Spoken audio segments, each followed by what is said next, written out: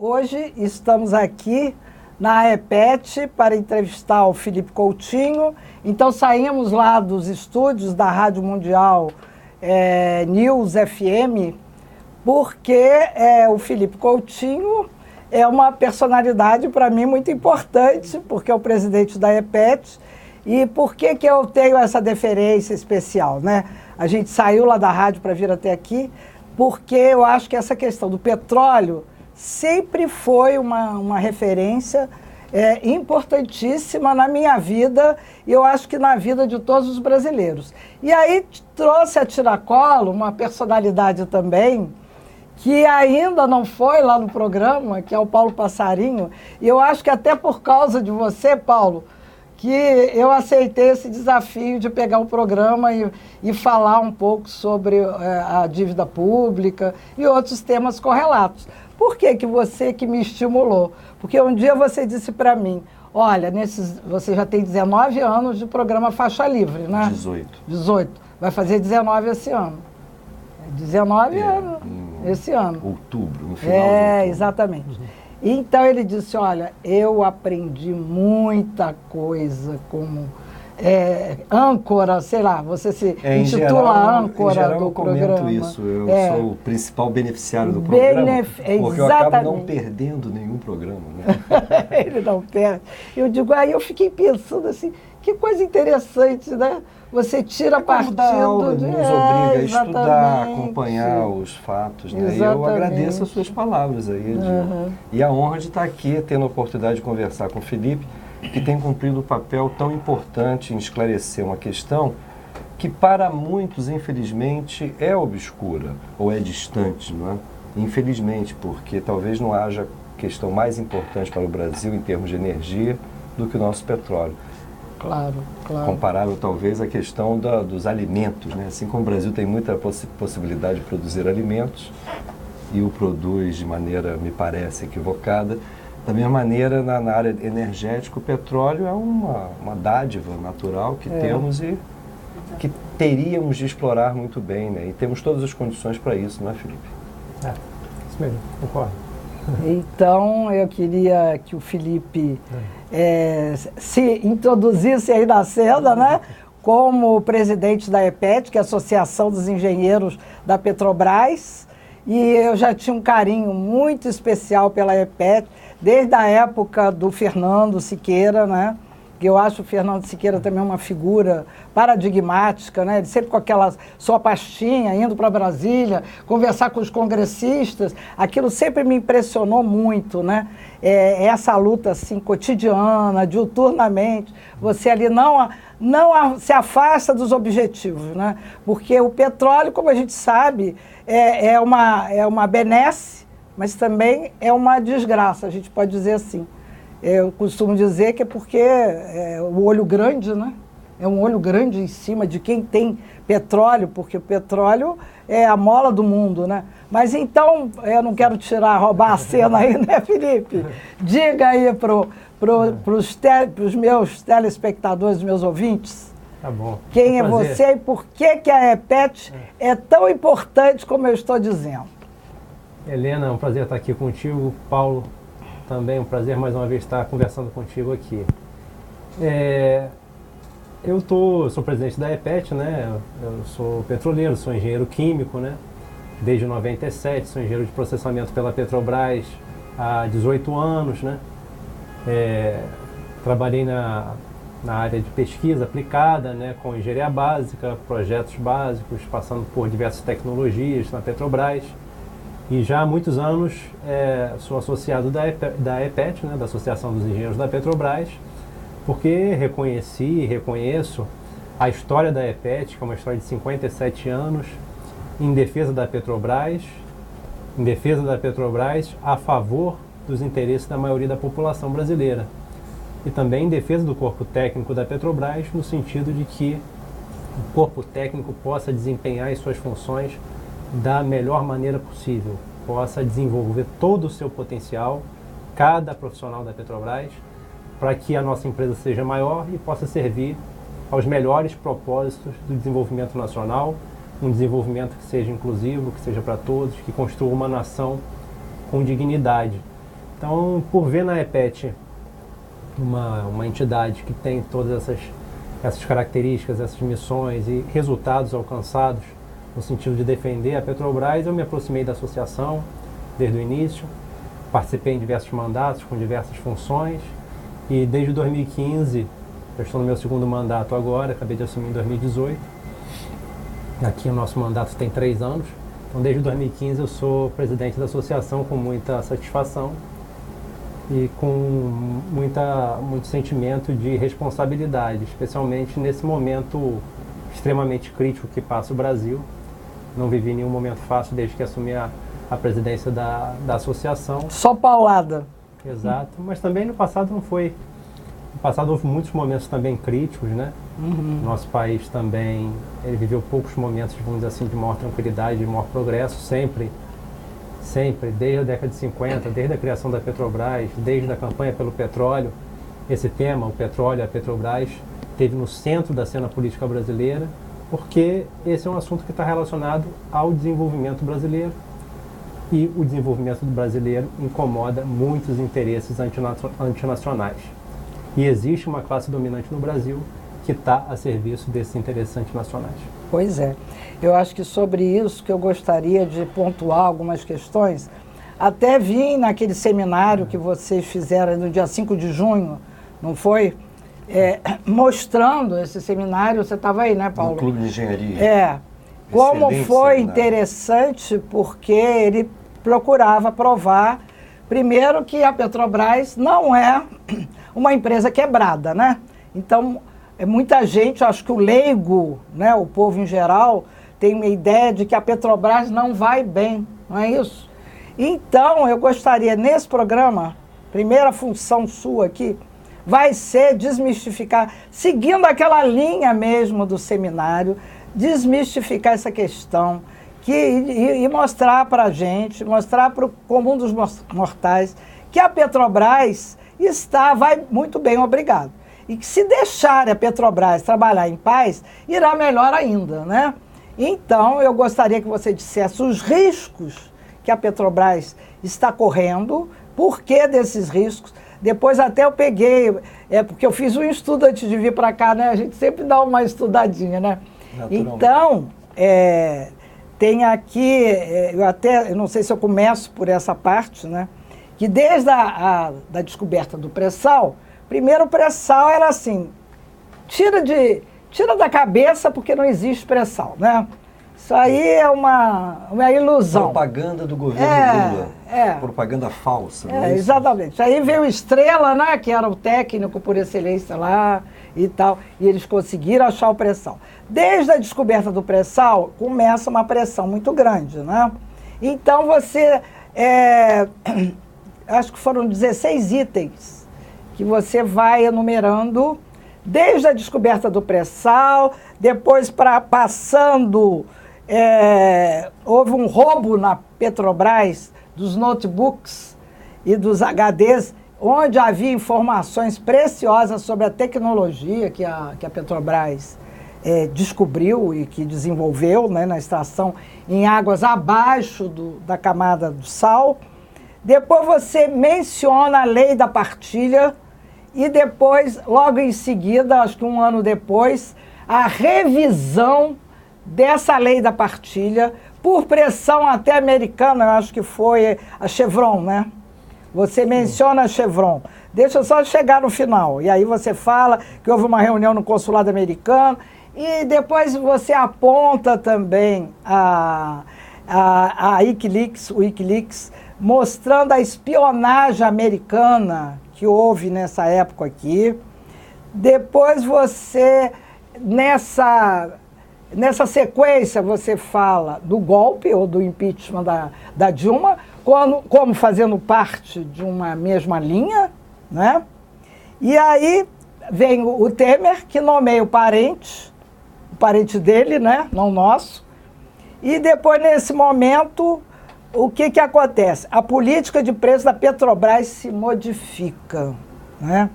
E nesse momento passamos a exportar petróleo, óleo cru e a importar derivados. Então, nossas refinarias, você também aponta, que ficaram ociosas. E a alta de preços tem servido para engordar os importadores, né? E foi, evidentemente, responsável por essa greve dos caminhoneiros. Bom, esses 16 itens eu já resumi rapidinho e eu quero agora que você explique para o leigo, para quem está nos ouvindo, o que significa tudo isso. Exato. Eu trabalhei num artigo que mostra justamente essa cronologia, né? São eventos históricos da disputa pelo pré-sal e a renda petroleira. Então eu mostro desde 2006, final de 2006, a Petrobras comprova a hipótese da existência do pré-sal. A investigação, quer dizer, a hipótese da existência do pré-sal é algo que já vinha sendo pensado há bastante tempo pelos geólogos da Petrobras, e eles chegaram justamente a esse modelo da bacia sedimentar brasileira e a possibilidade de haver óleo na camada abaixo do sal justamente pelos anos de monopólio estatal exercido pela Petrobras. Então, é graças ao monopólio estatal exercido pela Petrobras que possibilitou o conhecimento integral da bacia sedimentar brasileira, que levou a Petrobras a um nível de conhecimento tal que conseguiu formular o modelo, a hipótese da existência do pré-sal. Sob a liderança, Felipe, eu acho esse aspecto muito importante. O fato de termos uma empresa estatal exercendo monopólio permitiu a descoberta desse campo. Eu queria que você reforçasse isso, inclusive lembrando que algumas dessas áreas haviam sido concedidas a empresas estrangeiras que nada acharam, não foi isso? E até devolveram, né? Sim. É porque para que você tenha esse conhecimento, tenha formulado esse modelo geológico e tenha concebido essa questão da possibilidade do petróleo, do pós-sal, ter sido gerado no pré-sal, isso só foi possível porque a Petrobras tem um conhecimento integral da bacia sedimentar. Quando você não tem um monopólio, quando você permite que as empresas explorem regiões segmentadas, vamos dizer assim, de uma bacia sedimentar, você impossibilita a geração de dados e de conhecimento justamente para ter um conhecimento integral da geologia da região. Então, justamente por conta dessa possibilidade que a Petrobras exercendo o monopólio em nome da União, justamente por conta dessa possibilidade e da competência da companhia, da competência dos seus técnicos, da competência das suas decisões, inclusive gerenciais, que foi possível justamente formular essa hipótese. A Shell operou o campo de Libra, era operadora do campo de Libra e devolveu para a ANP o campo de Libra, argumentando que não era comercialmente viável. A Petrobras primeiro comprovou a hipótese do pré-sal na acumulação de Tupi, que depois virou o campo de Lula. Em seguida, a Petrobras adquiriu os direitos de operar o campo de Libra, que foi justamente aquele devolvido pela Shell, e comprovou em Libra também a existência de volumes significativos. Era o Michel. Nessa época ainda não tinha o Michel. Quer dizer, tinha, mas não tinha tanta relevância. Nessa época, ele era o vice. Muitos dizem vice decorativo, né? Eu acho talvez por isso que ele não gostava muito da função. Bom, mas aí não é o caso. Foi então, justamente, descoberto em final de 2006, aí começam, vamos dizer assim, os eventos históricos da disputa pelo pré-sal. Ainda na fase exploratória, que é a fase de levantamento de dados, etc., sísmica, a Petrobras teve equipamentos roubados. E a hipótese estudada pela Polícia Federal na época justamente era uma hipótese de espionagem industrial. Depois você teve diversos outros eventos. Logo depois da descoberta do pré-sal, você teve a reativação da 4ª Frota dos Estados Unidos, que estava desativada desde a Segunda Guerra Mundial. A 4ª Frota dos Estados Unidos, ela se ocupa do Atlântico Sul. E também você começou a ter outros eventos que foram mais tarde revelados pelo próprio Wikileaks e também pelo ex-assessor da Agência de Segurança Norte-Americana, o Edward Snowden, revelando diversos documentos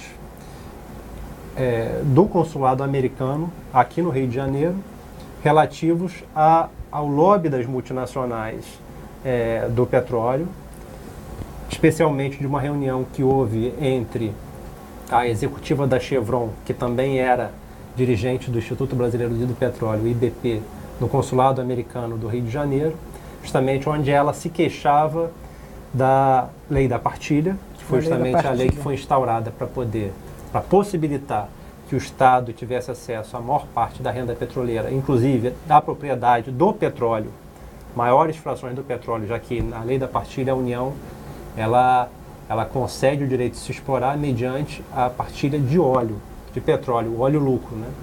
Diferente da concessão. Então, peraí, explica isso aí que eu ainda não entendi. Então, a lei da partilha, ela tem diversos aspectos.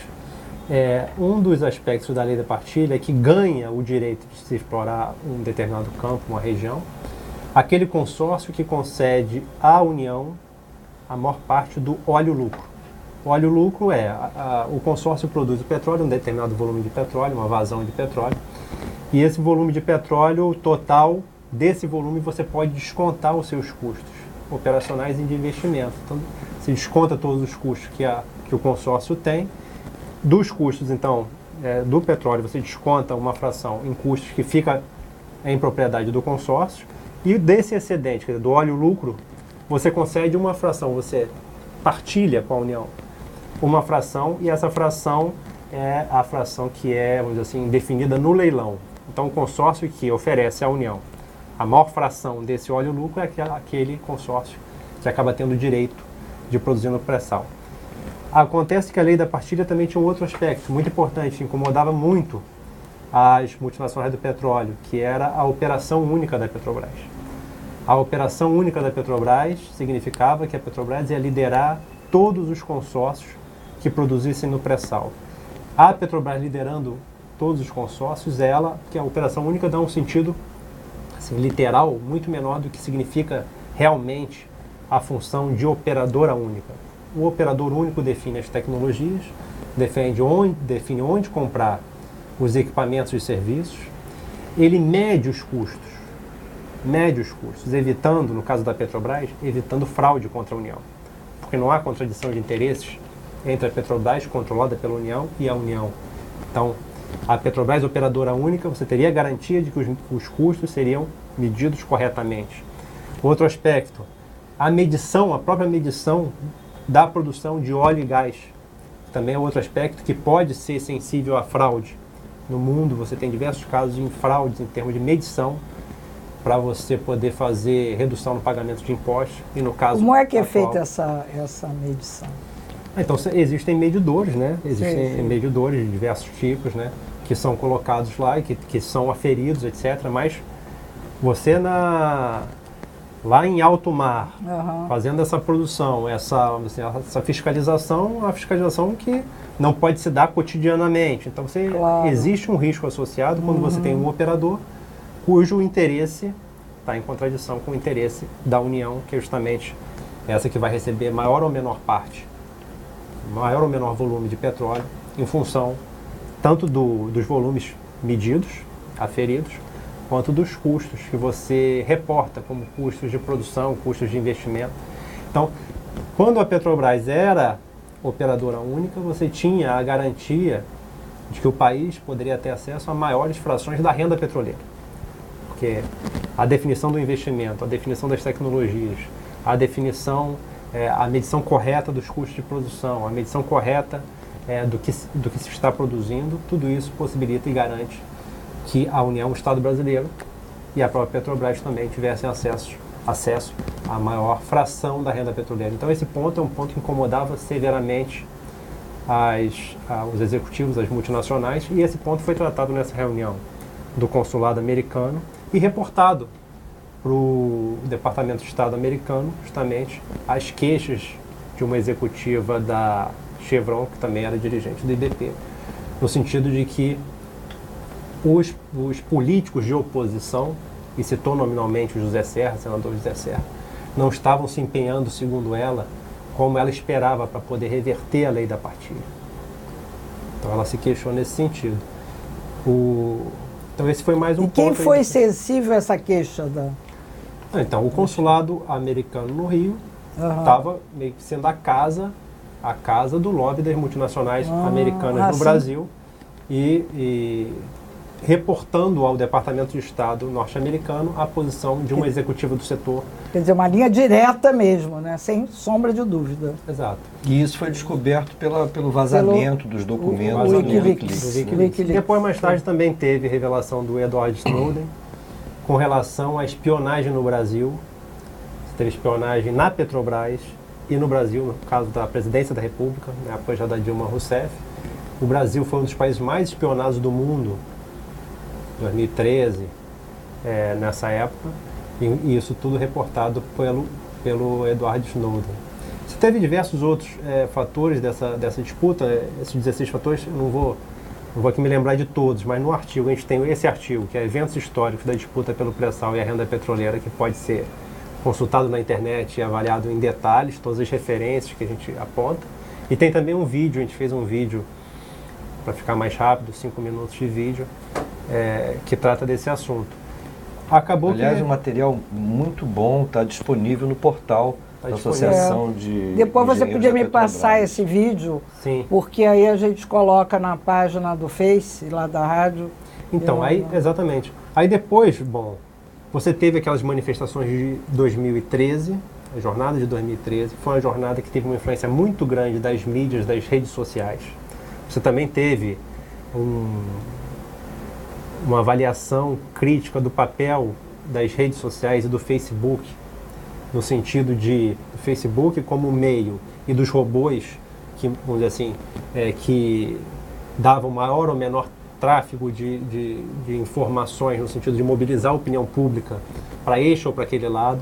Então você teve mobilizações de massa, que eram aquelas mobilizações que começaram pela questão do transporte público, mas depois culminou naquele negócio do fora todos, etc.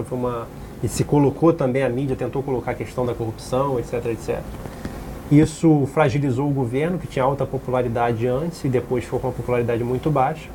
Ainda muito fragilizado, o governo, quer dizer, a Dilma conseguiu se reeleger com uma pequena diferença de votos, mas isso tudo resultou no enfraquecimento político, o próprio exercício do poder, e começou a ceder de diversas maneiras, né, tentar conciliar para se manter no poder. Culminou com o impeachment, e depois do impeachment, quando o Temer assume o poder, ele assume a agenda das multinacionais do petróleo. A gente também apresenta um outro artigo, que é Temer assume a agenda das multinacionais do petróleo e desgraça o Brasil, onde a gente mostra os 10 pontos da agenda e o governo começa com a revisão da lei da partilha, que é justamente um projeto originado do senador José Serra, que foi emendado pelo senador Romero Jucá. E praticamente o primeiro ato, depois do novo governo assumir o poder, foi retirar a Petrobras da condição de operadora única. Conforme a pressão, muito bem retratada aí por você, feita pela Chevron e as demais petroleiras, né? E de lá para cá vai sendo priorizado todos os pontos da agenda. Quer dizer, o governo Temer assume a agenda que é das multinacionais e começa a atender ponto a ponto por ordem de prioridade. A primeira prioridade foi tirar a Petrobras da condição de operadora única e vem buscando atender cada um desses pontos, acabando com o conteúdo local, por exemplo, é outro ponto, né? O fim do conteúdo local, a aceleração dos leilões. Explica melhor o que é esse conteúdo local. Conteúdo local é uma política de investimento do setor de petróleo, em que a Petrobras, através do governo, tinha metas de investimento no Brasil, em fornecimento para a Petrobras de bens e serviços, em níveis elevados, 60%, 70%, 80%, em função de cada empreendimento. E essas metas de conteúdo local, basicamente, elas foram extintas a partir das políticas adotadas pela Petrobras sob o novo governo. Era a tentativa de instrumentos de política industrial no setor de petróleo, mas que tem um efeito multiplicador para a produção muito forte. A operadora única, Petrobras, encomendando, privilegiando a encomenda de peças, componentes, serviços dentro do Brasil, ela ajuda a atividade produtiva no Brasil. Outra coisa é ela importar tudo, né? Exato. Então, por isso que a gente sempre fala, é a disputa pela renda petroleira. Porque a forma como se faz o investimento é a forma como se destina boa parte da renda petroleira. A renda petroleira ela não é destinada só a impostos. Muitas vezes as pessoas falam muito da riqueza do petróleo em termos de impostos. Mas os impostos são apenas uma pequena fração da renda petroleira. A renda petroleira, boa parte dela se destina através das políticas de investimento.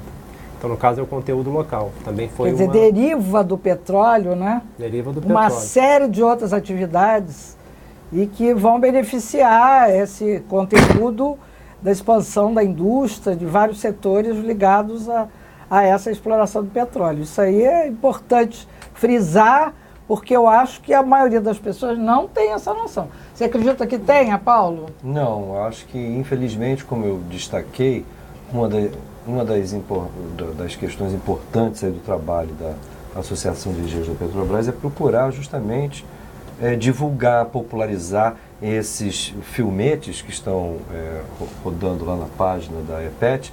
São muito pedagógicos, em última instância, é isso. Inclusive situando essa posição, inclusive da nossa mídia dominante, especialmente de jornalistas da Rede Globo, que desde o início procuraram de alguma maneira, desmerecer a descoberta, divulgar que seria inviável a exploração, divulgar que os custos seriam altíssimos. Então é muito interessante o filme apresentado, porque mostra, desmistifica, com base em fatos reais. Fatos reais. Primeiro disseram que o petróleo não existia, né? Como você disse, estava na cabeça dos políticos, que era propaganda política. Depois disseram que a Petrobras não teria capacidade técnica e financeira de produzir. A Petrobras produziu. Depois disseram que era muito caro e que a Petrobras sozinha não teria capacidade de arcar com esse desenvolvimento. A Petrobras reduziu os custos de produção. Depois disseram que a velocidade de produção era muito lenta. A aceleração da produção do pré-sal foi recorde. Não existe comparação tanto no Golfo do México quanto no Mar do Norte, que também tem campos similares em águas profundas. A velocidade de produção, de crescimento da produção do pré-sal foi muito maior do que esse desempenho histórico do aumento da produção nessas regiões, na época em que elas tinham produções crescentes. Então, aumentou a produção rapidamente. A produção já representa mais da metade, a produção do petróleo no pré-sal já representa mais da metade da produção brasileira, como eu disse, em tempo recorde. E por sua vez, hoje em dia é uma produção recorde, não é? Nunca campos altamente produtivos, tanto petróleo como atualmente. Há quanto tempo o pré-sal já está extraindo? Então, o pré-sal foi descoberto, como eu disse, em final de 2006. Final de 2006. Mas aí tem todo um período, né, período de investimento, para investimento sendo amadurecido. A maior parte do investimento se deu entre 2009 e 2014. Então, entre 2009 e 2014, a Petrobras investiu mais de 250 bilhões de dólares, que dá uma média anual da ordem de 45 bilhões de dólares. Para se ter uma ideia, em termos comparativos, entre 85 e 2003, o investimento médio da Petrobras era da ordem de 6 bilhões. É isso que incomoda, né? Isso incomoda muito. A Petrobras passar a ser uma empresa que investe, né, e viabiliza uma produção e autossuficiência do petróleo no país. Agora, nesse percurso histórico que você muito bem apresentou para a gente, eu queria que você destacasse 2 pontos. Um foi justamente a relação que você estabeleceu entre as manifestações de junho e toda a crise que, posteriormente, e essa é a segunda questão, a Operação Lava Jato revelou.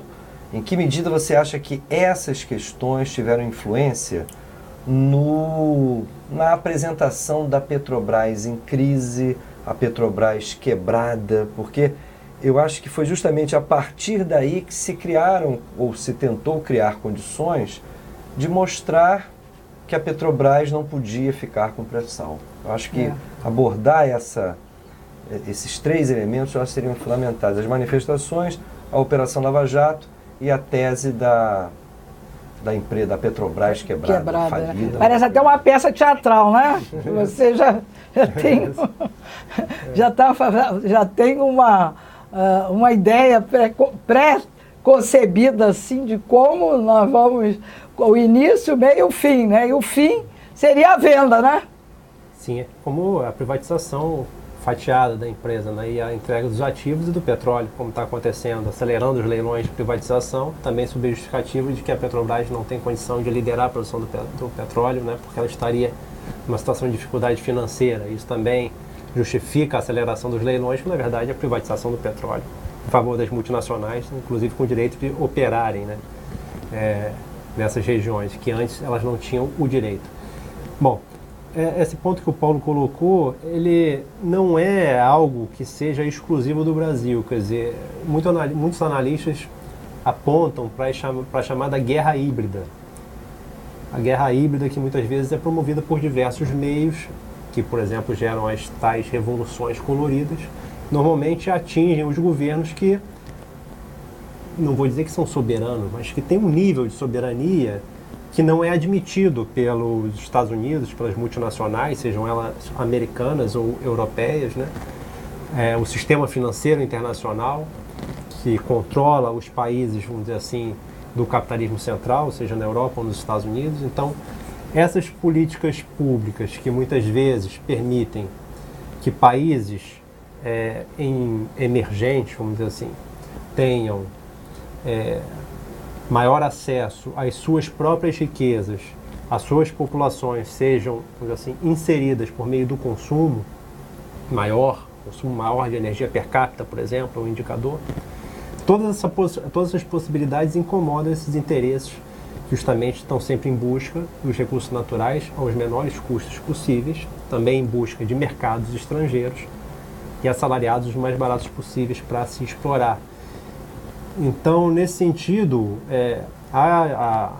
as jornadas de junho, né, assim, aquela mobilização popular que pode ter, e certamente partiu, e havia grupos muito bem intencionados, com causas justas, mas o movimento foi se transformando através de manipulação midiática, que é algo conhecido mundialmente, manipulação midiática através das redes sociais, ocultando ou apresentando informações de forma a controlar o humor das pessoas e a disposição das pessoas em se manifestar, ir para a rua, etc. Então, uma fração significativa da população brasileira se mostrou insatisfeita, foi para a rua, e isso gerou uma instabilidade, assim, política no Brasil, e as pautas foram sendo disputadas. Então, a questão da corrupção, por exemplo, não era a causa inicial. A causa inicial era a mobilidade urbana, que é um assunto basicamente municipal ou estadual, e se passou a colocar outras pautas, outras bandeiras, e denunciando, inclusive, impedindo a participação dos partidos e da sociedade civil organizada. Isso gerou uma instabilidade. Ao mesmo tempo, também está relatado no artigo e no vídeo sobre os eventos históricos da disputa pelo pré-sal e a renda petroleira, você teve o treinamento de agentes judiciais brasileiros, que também foi revelado. Isso é um dado importante, né? Muito importante. Logo depois da descoberta do pré-sal, também houve treinamento de agentes judiciais brasileiros, tanto da Justiça Federal quanto do Ministério Público Federal, em cooperações internacionais com o Departamento de Justiça norte-americano, treinamentos aqui no Rio de Janeiro, e treinamentos, vamos dizer assim, foi definido nesse documento que está vazado e que a gente cita no nosso estudo. Eles pediram um treinamento avançado em Curitiba.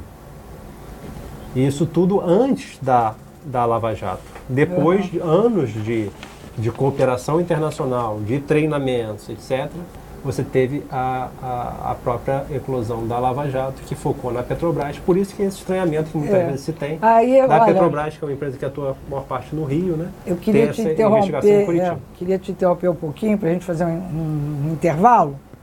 e voltar, porque aí a gente vai entrar logo nessa questão da Operação Lava Jato. Você quer aprofundar mais? Não, né? é isso aí. Eu acho que, tá bom. Acho que o Felipe abordou muito bem essa questão. Então vamos fazer esse intervalo e voltar em seguida. Do desgaste que isso começou a gerar e que foi reforçado justamente pela Lava Jato.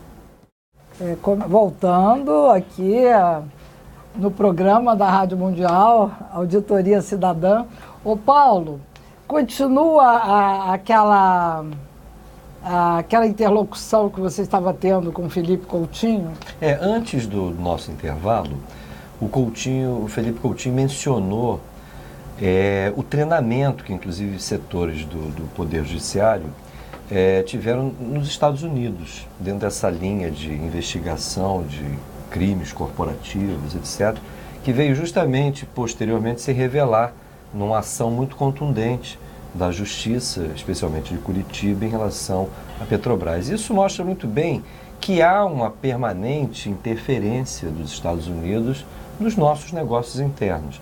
O Felipe já tinha se reportado ao papel do consulado americano, da embaixada americana, junto a lobistas de empresas estrangeiras ligadas à área do petróleo e junto a políticos brasileiros, buscando justamente a viabilização de legislações de acordo com o interesse das empresas norte-americanas. Então isso mostra que há uma permanente pressão. E muito além das questões reveladas pelo Wikileaks, há coisas muito preocupantes. A participação de empresas americanas, por exemplo, dentro da vida orgânica da Petrobras e também da Agência Nacional do Petróleo, a ANP, é algo conhecido. Isso não é também uma questão muito grave para a nossa soberania? Me parece que há setores estratégicos da Petrobras que hoje, na prática, dependem da prestação de serviços de empresas norte-americanas, por exemplo. Isso não é também uma coisa muito grave? Um governo soberano não poderia modificar esse quadro? Exato. Isso compromete a soberania brasileira, na medida em que você depende, por exemplo, para criptografia de dados, justamente aqueles que você considera a empresa lida com muitos dados. Nem todos os dados são importantes, estratégicos, etc. Para tratar dados estratégicos, você costuma criptografar. É um mecanismo de segurança. Mecanismo de segurança.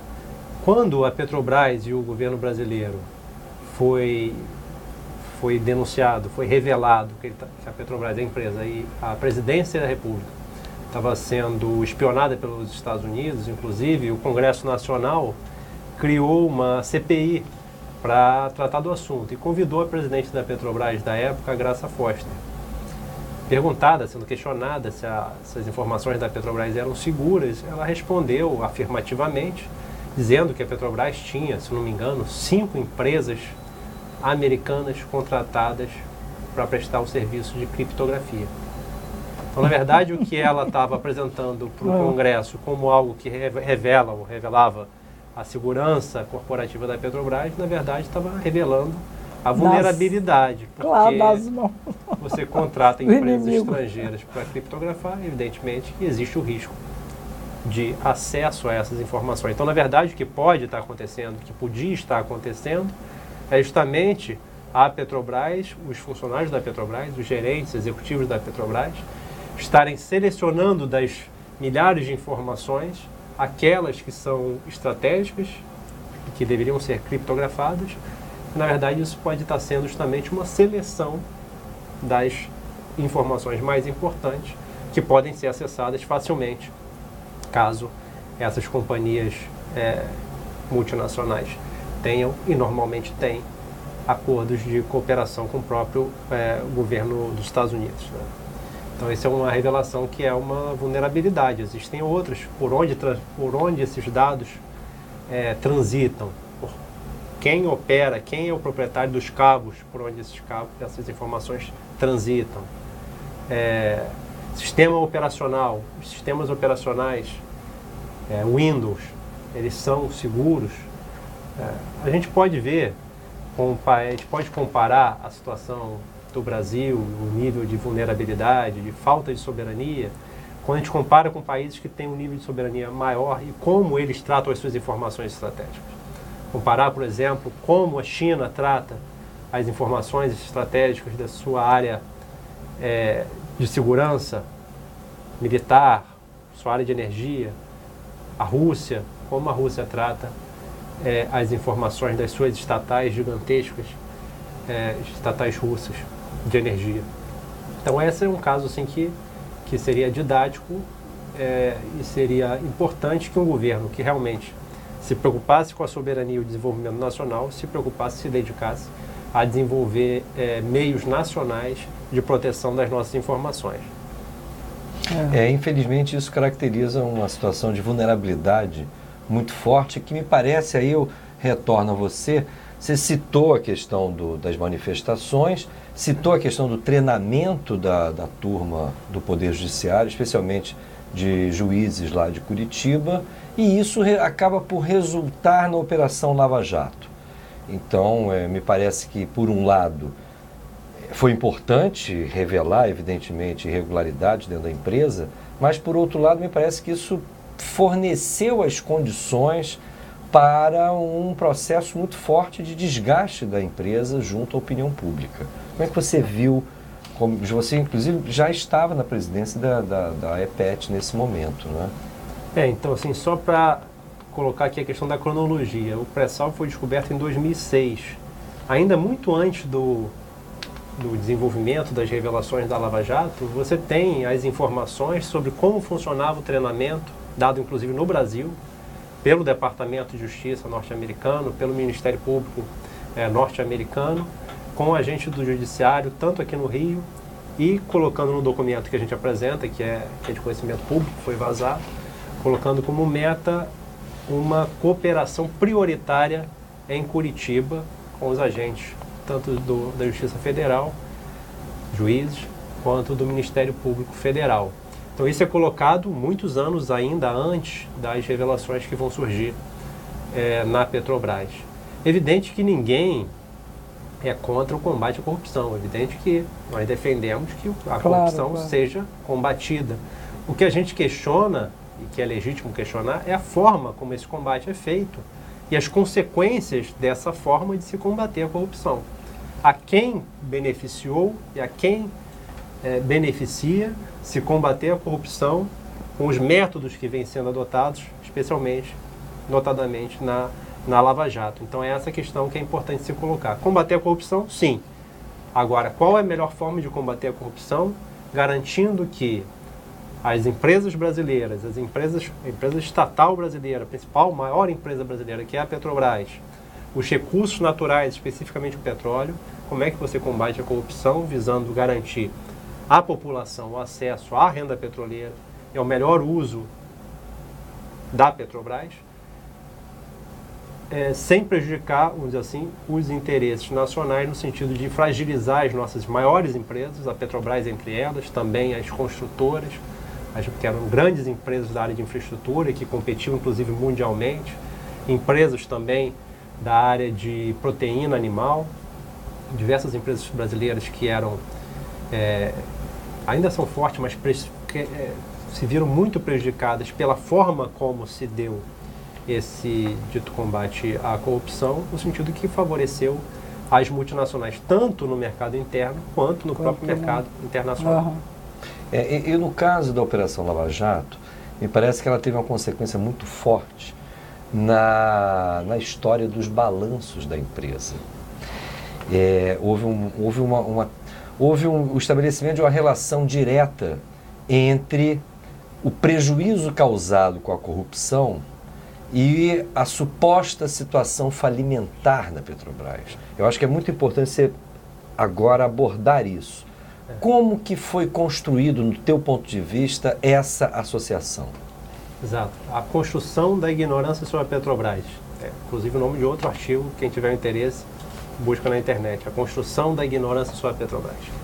A construção da ignorância sobre a Petrobras se deu basicamente em cima do escândalo, do tratamento midiático escandaloso da questão da corrupção, sempre colocando a questão da corrupção com um tamanho que seria gigantesco, uma corrupção que teria lesado a empresa praticamente de morte, que é algo totalmente falso. porque isso se verifica através dos dados dos balanços da Petrobras, você percebe através dos dados dos balanços da Petrobras, em que a corrupção não afetou o caixa da Petrobras, não afetou severamente, eu digo severamente, tanto o caixa, quanto a geração operacional de caixa anual da Petrobras, quanto a liquidez corrente, que é a capacidade de arcar com as dívidas de curto prazo. Todos esses fatores são fatores eminentemente empresariais e que revelam a saúde financeira da empresa, sempre foram preservados de 2012 até 2015, 16, 15, 14, 15, quando foram justamente as revelações da Lava Jato. Mas isso tem contradição com o tratamento midiático que se deu da questão da corrupção. E esse tratamento midiático ajudou a construir a ignorância sobre a Petrobras, de que ela estaria num estágio com dificuldades financeiras, e isso começou a justificar a retirada da Petrobras da Operação Única do Pré-Sal, a aceleração dos leilões, a privatização dos seus ativos e diversas medidas de caráter antinacional. Mas nesse processo, me parece, teve uma importância tremenda uma empresa norte-americana, não é? Sim, então, você teve essa questão a empresa do que tratamento audita midiático. Os balanços da Petrobras? Sim. Você teve tratamento midiático da questão da corrupção, superdimensionando a corrupção. Você teve a questão do tratamento midiático também superdimensionando a questão da dívida, que a dívida em reais aumentou por conta da desvalorização do real perante o dólar, foi justamente também ali em meados de 2014, e a desvalorização do próprio petróleo.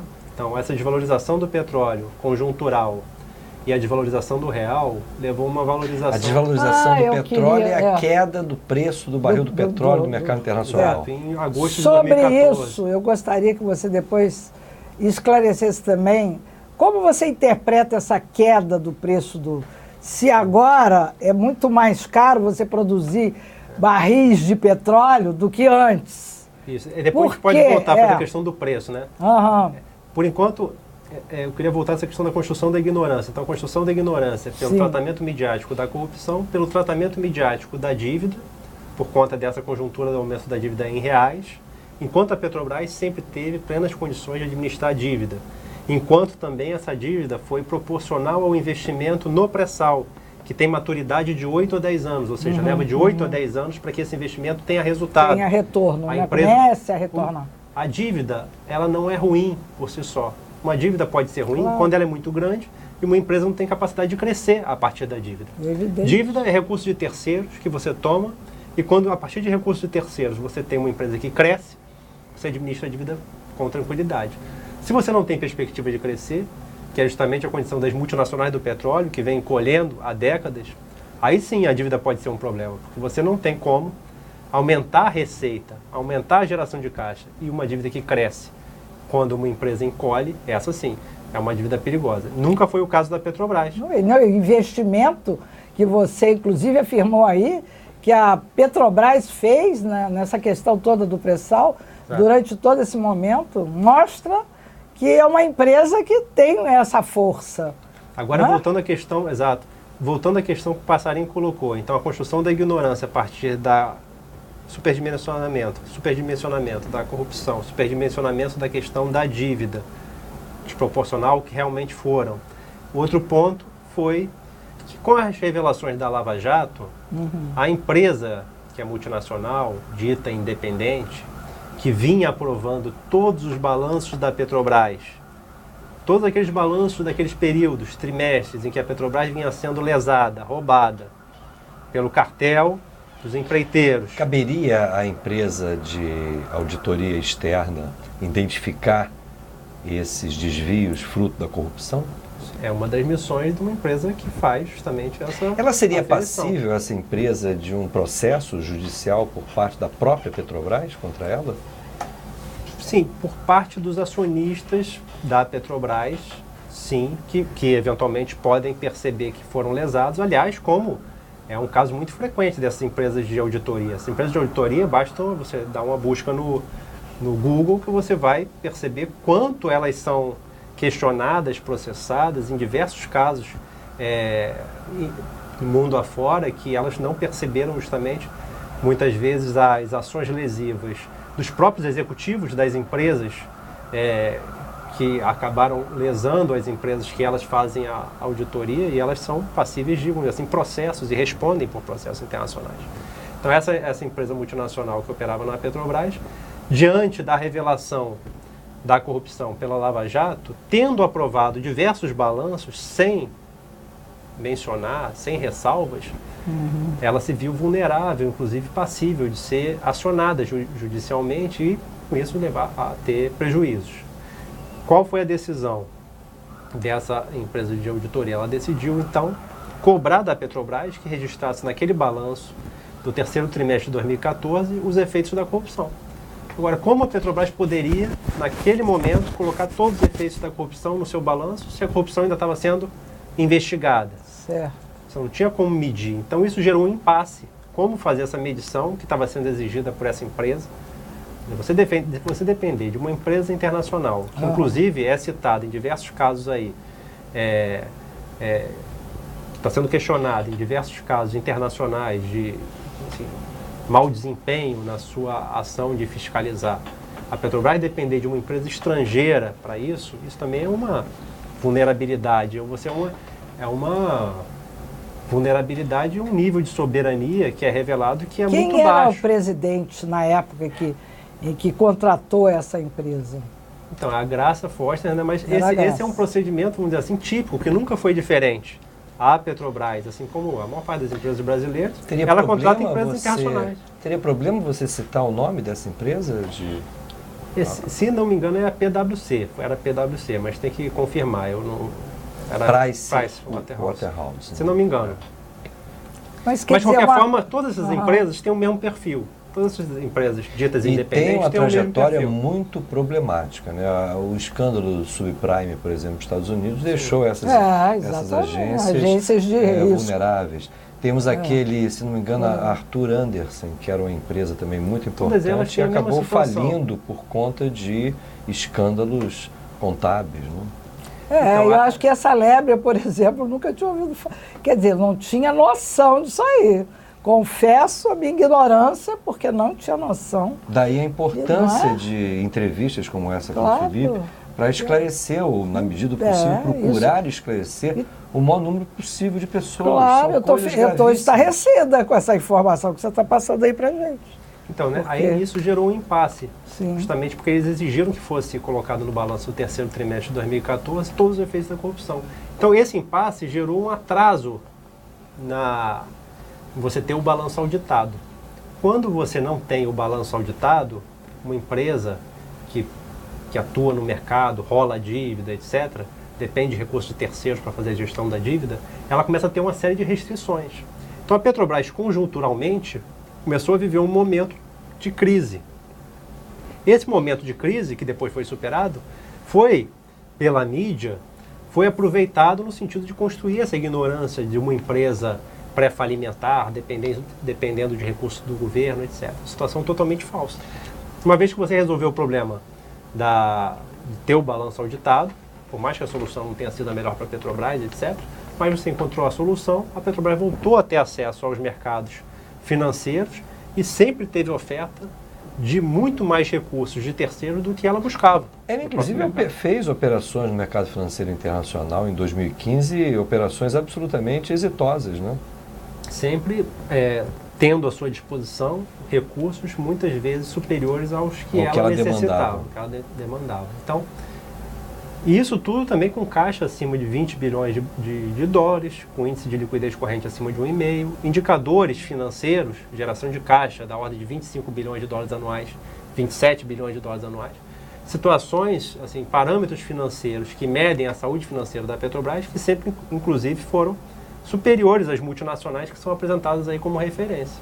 Os números que vocês apresentam lá no portal da EPET mostram muito bem isso, né? Agora, convenhamos, é impressionante a vulnerabilidade da direção da Petrobras e mesmo do governo brasileiro frente a esses acontecimentos, né? Não haveria alternativa, por exemplo, frente à crise gerada com a revelação do montante, o volume de corrupção dentro da empresa, revelados pela Lava Jato. Não haveria, por exemplo, uma outra maneira de se contornar o problema de adequação dos balanços? Porque foi a partir daí que, me parece, foram criados aí um processo de reavaliação de ativos que acabou produzindo balanços deficitários e se criou as condições para o anúncio de um programa violentíssimo de venda de ativos para compensar um suposto prejuízo, que os números que vocês apresentam contestam isso. Exato. E você vende ativo e depois esse dinheiro fica lá, no caixa da empresa, né? Exatamente. Então, é isso, quer dizer, na verdade, você tinha uma situação de risco, vulnerabilidade e um nível de soberania muito baixo para um país que tem os recursos do pré-sal. O grande divisor de águas que revelou justamente toda essa nossa vulnerabilidade foi a descoberta do pré-sal. Porque se você não tem reservas significativas, você não está ali sendo alvo da prioridade. O foco. Não está sendo o foco, não está sendo a prioridade das multinacionais privadas e dos seus governos. Dos governos que eles controlam. Certo. Então, a partir do momento que você descobre esses recursos, você não pode ser ingênuo de sair revelando aos quatro ventos para ter ganhos políticos esses recursos, porque isso justamente traz a atenção internacional, a cobiça internacional, e você não está, eventualmente, preparado para lidar com esse assalto, vamos dizer. Então, o correto seria não tratar recursos estratégicos sob uma ótica, sob uma estratégia de marketing político, usar justamente o conhecimento dessas reservas com visão estratégica, fortalecer o país para poder lidar com essa nova realidade, do país poder se transformar numa potência energética, no sentido de consumir essa energia e não de exportar. Porque se o pré-sal, também é uma coisa que eu costumo repetir, se o pré-sal é muito grande se o pré-sal é um recurso estratégico e será muito importante para o futuro do Brasil, caso a gente saiba utilizá-lo, são volumes muito grandes, mas as necessidades não atendidas da maioria da população brasileira ainda são muito maiores do que o próprio pré-sal. Então, eu costumo inclusive apresentar alguns estudos, alguns números, mostrando o consumo per capita de energia no Brasil, mostrando a relação entre o consumo per capita de energia e o desenvolvimento humano, consumo de energia e crescimento. Sobre isso, deixa eu te interromper um pouquinho. Você faz uma comparação do Brasil com o Paraguai. Sim. E eu não entendi essa comparação, porque eu fiquei também impressionada com essa comparação. Nós podemos nos equiparar ao Paraguai em termos de consumo de energia. A gente tem um consumo um pouco superior ao do Paraguai e muito inferior aos consumos dos países, vamos dizer assim, desenvolvidos, que têm índices de desenvolvimento humano altos. Então, na verdade, a prioridade para o pré-sal deveria ser o consumo do pré-sal, agregar o valor ao pré-sal no mercado interno, sem gerar excedente de exportação de petróleo, especialmente por multinacionais. Nenhum país se desenvolveu exportando petróleo por multinacionais. Agora, países com as características do Brasil, país continental, com 207 milhões de habitantes e um índice de desenvolvimento humano apenas moderado, ele não tem possibilidade de crescer, mesmo exportando petróleo cru para uma empresa estatal. Ainda assim, você não teria a possibilidade de desenvolver o Brasil, porque o desenvolvimento está relacionado ao aumento do consumo dessa energia per capita, ao atendimento das necessidades que não são atendidas, e para você atingir esses objetivos, o consumo de energia no Brasil teria que aumentar muito, e não haveria, e não há, mesmo com o pré-sal, espaço para que você exporte volumes significativos, mesmo através da Petrobras, no modelo que a gente possa pensar como um modelo ideal para o Brasil. Que é diferente da Noruega, que é um país que tem 5 milhões de habitantes e já tem um consumo per capita de energia muito alto. Você consegue satisfazer as necessidades do seu país, gerar um excedente para exportação e administrar, como eles têm feito. Mas o Brasil é diferente. O Brasil ainda tem muitas necessidades não atendidas, um consumo de energia muito baixo. Então a prioridade para o uso do pré-sal deveria ser o consumo interno. Você deveria ter limitações severas da exportação do petróleo, em especial pelas multinacionais, mas também pela Petrobras. E essa exportação também, que nem se paga, não se paga nada, né, quando você exporta. A tributação sobre a exportação, você tem a questão do... É mais um ciclo do tipo colonial. Mais um ciclo do tipo colonial, onde você tem os agentes estrangeiros se beneficiando dessa extração, muitas vezes predatória, acelerada, para maximizar o resultado no curto prazo. Esse ciclo do tipo colonial, cada um deles que o Brasil já viveu tem características particulares, mas também tem características comuns. Entre as características comuns, eles viabilizam interesses antinacionais e existe uma pequena fração de brasileiros que também se beneficia dessa gestão desse projeto, vamos dizer assim, do tipo colonial. Então, ainda hoje você tem essa classe dominante, que é uma classe dominante que extrai o Brasil, que está aqui a serviço desse projeto do tipo colonial, que visa sacar os nossos recursos na forma crua, da forma mais básica possível, matérias-primas, a serem exportadas por empresas estrangeiras que hoje são controladas pelo sistema financeiro internacional. Agora, Felipe, eu queria que você explicasse melhor a relação desses royalties, porque os royalties, a empresa que está explorando petróleo paga 15% dos royalties do petróleo, né, que está sendo explorado. É isso? É 15%? Alguma coisa dessa natureza, dessa ordem. E agora, como é que fica, quer dizer, na hora que a empresa tem lucro, que ela vai pagar o lucro, que vai pagar óleo lucro, sobre como é que é essa questão do óleo? Você tem diversos regimes de operação. Sim. Você tem o regime de concessão, que é aquele do pós-sal, que vinha sendo adotado desde a quebra do monopólio. Esse regime, sim, você paga royalties e participação especial, que é distribuído de acordo com as regiões aí, produtoras, especialmente as regiões produtoras do petróleo. Agora, os impostos, na partilha é diferente. Na partilha você tem a propriedade do óleo lucro. Mas não é porque é partilha ou porque é concessão que você tem a garantia de que a maior parte da renda petroleira vai ser apropriada através do Estado. Porque está nos detalhes da legislação, dos editais, das tabelas em que determinam o quanto vai se pagar de óleo lucro no regime de partilha, em função da produtividade dos poços, em função do preço do petróleo. É nesses detalhes em que se estabelecem esses parâmetros que no fim se determina o quanto da renda petroleira vai ficar para o Estado e para os municípios. No fim das contas, você já destacou, é muito importante, do total do óleo extraído, toda a parte relativa aos custos é ressarcido através de óleo para a operadora. O que sobra é que é justamente objeto da partilha entre o consórcio e a União. Exatamente. E dependendo das regras que você coloca para justamente regular essa fração partilhada, você no leilão você joga um número, mas aquele número está associado a um preço do petróleo e a produtividade dos poços.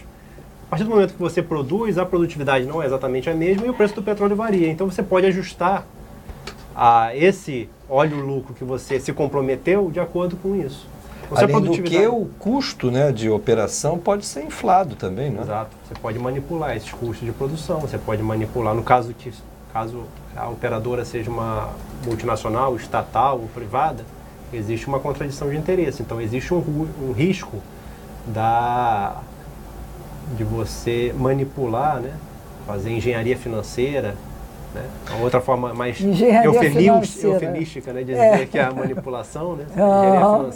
Daí a importância que você destacou da Petrobras ser operadora única, não é? Nessa legislação aí da partilha. O primeiro ponto que foi atacado na agenda das multinacionais.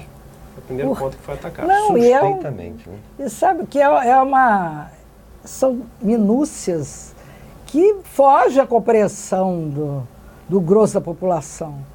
Porque o que você está dizendo aí, quer dizer, você tem que estar acompanhando muito de perto para poder entender essas nuances todas, não é não? Sim.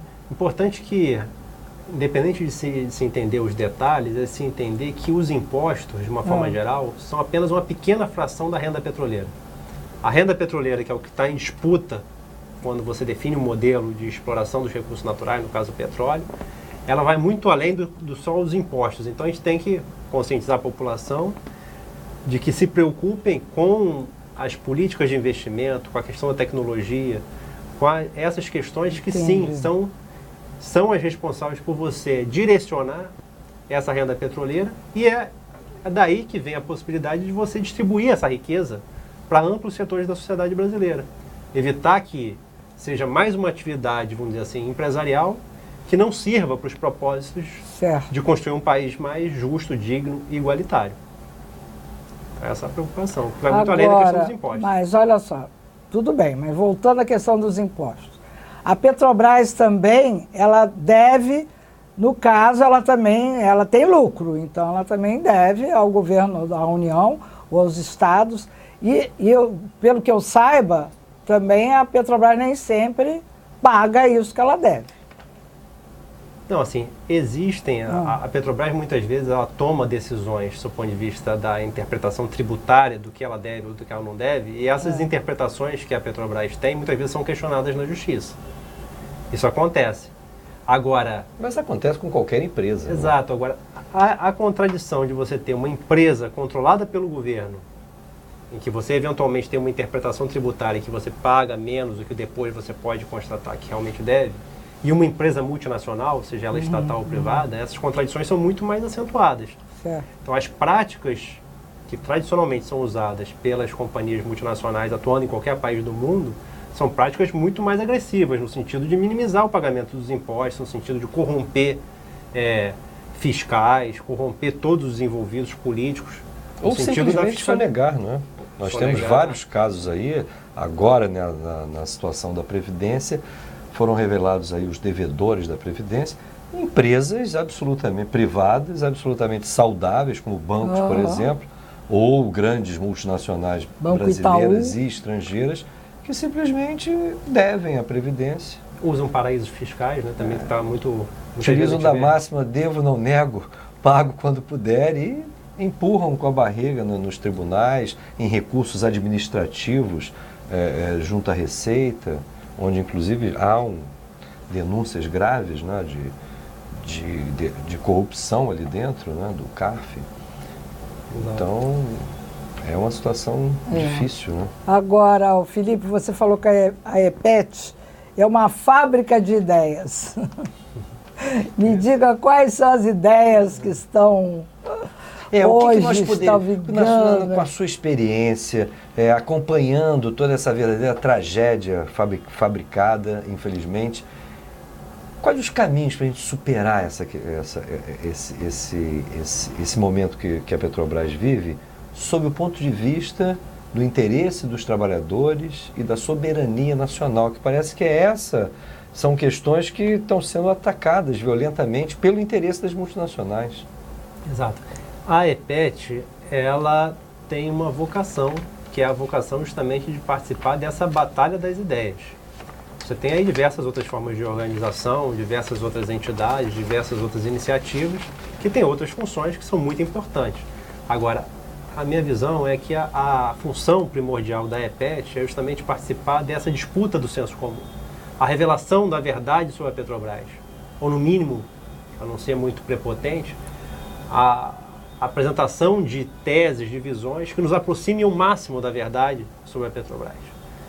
Porque isso é muito importante, porque a partir do momento que você constrói uma consciência sobre a importância e a realidade da Petrobras, você possibilita que as pessoas se organizem, que as pessoas se unam, os trabalhadores, os estudantes, os aposentados, que têm interesses comuns relacionados à apropriação e distribuição da renda petroleira, que eles possam se articular politicamente, e etc., para conseguir fazer valer os seus interesses, que o Brasil possa se desenvolver de uma maneira mais justa. Então, no sentido da nossa contribuição, é uma contribuição justamente para disputar esse senso comum, disputar a opinião pública. Isso ficou muito patente, por exemplo, agora na crise dos caminhoneiros, na crise da greve dos caminhoneiros, onde essa greve é uma greve que tinha participantes, né, os trabalhadores autônomos, mas você também tinha empresários. E a pauta, vamos dizer assim, o discurso que eles apresentavam para a sociedade era um discurso patronal, no sentido de que o problema do preço dos combustíveis eram os impostos. A gente conseguiu, nessa disputa das ideias, apresentar a tese e os dados que demonstram que o problema dos preços, nesse passado recente, que levou a essa crise com a greve dos caminhoneiros, é um problema relacionado à política de preço da Petrobras e não aos impostos propriamente ditos. Você pode pensar numa política tributária que seja mais justa, mas esses impostos têm que ser distribuídos e no Brasil eles são muito mal distribuídos.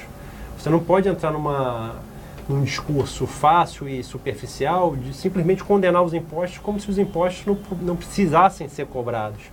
É claro que de uma maneira muito diferente do que são, porque no Brasil eles são cobrados injustamente. Quem recebe menos de uma forma menores salários paga mais pelos impostos, especialmente no consumo.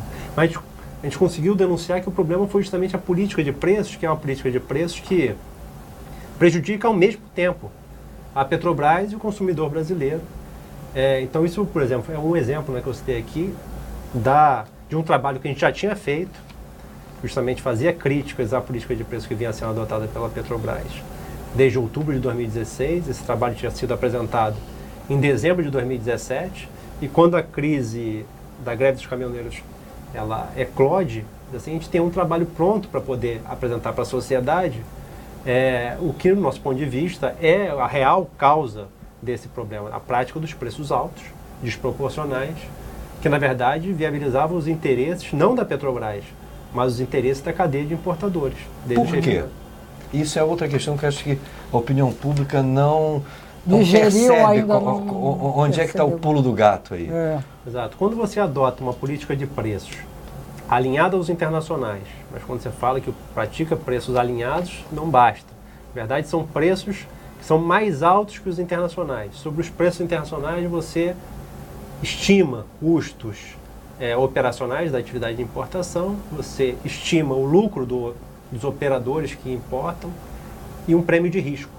Então, na medida que quando você pega esses fatores, você soma o preço dito internacional, uma referência internacional, e você estima esses valores muito altos, você começa a praticar preços, por exemplo, do diesel na refinaria, calculados dessa forma, e esse cálculo, especialmente dessa parte que você acresce aos preços internacionais, está majorada, você permite que a atividade de importação por terceiro seja lucrativa. Você tem os importadores colocando diesel no Brasil a um preço mais baixo do que a Petrobras vende na refinaria. Nessa hora, você tem o diesel encalhado na refinaria. Você não consegue comprador para o diesel. Esse diesel que encalha obriga as refinarias a baixarem a carga. Você não tem o destino a um dos produtos do refino.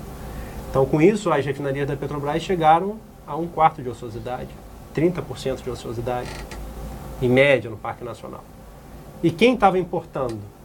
Estava se importando petróleo, especialmente por conta do petróleo não, derivados, o diesel. Foi o primeiro ponto que a gente já revelou em dezembro de 2017, que durante todo o ano vinha acontecendo.